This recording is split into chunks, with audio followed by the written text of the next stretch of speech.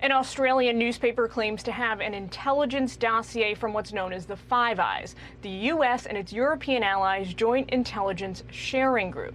Now, the document reportedly lays out the extent to which China's government covered up the true nature and extent of the coronavirus outbreak from its earliest days in Wuhan. This is a story that Fox News was first to break 2 weeks ago.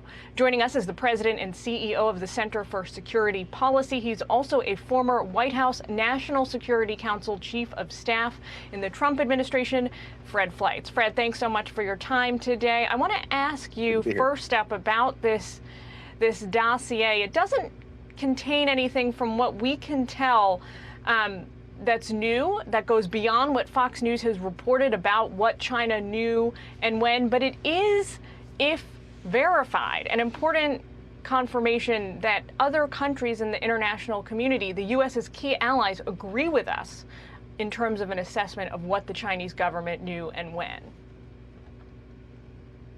That's right, Julian. This is a joint intelligence assessment by 5 Western nations that closely cooperate on intelligence: the U.S., UK, Canada, Australia, and New Zealand.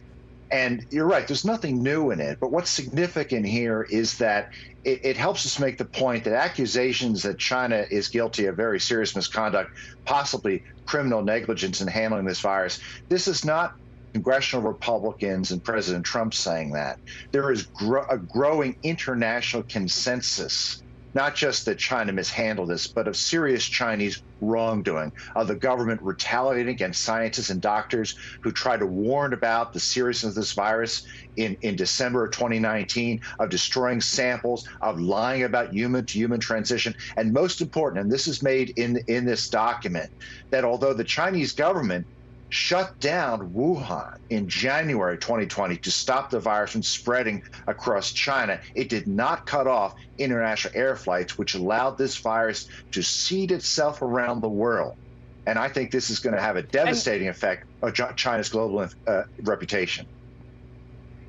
Yeah, and we now know that as a result of failing to shut down international travel during the earliest weeks of the outbreak, tens of thousands of potentially infected Chinese citizens from Wuhan traveled to other nations around the world, including the United States and Europe. Fred, what do you think now, when we look forward here, what do you think is the best way for President Trump's national security team to hold the Chinese government accountable? Is there a way to really do that?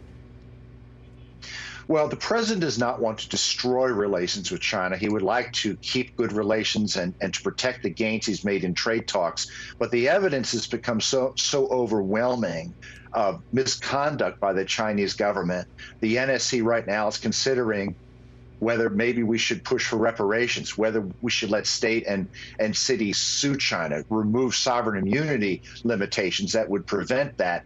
I think we need to use this pressure to get China to cooperate in an international investigation of what happened at the virology labs in Wuhan, what happened at the wet markets, and agree to some type of international supervision of dangerous biological research.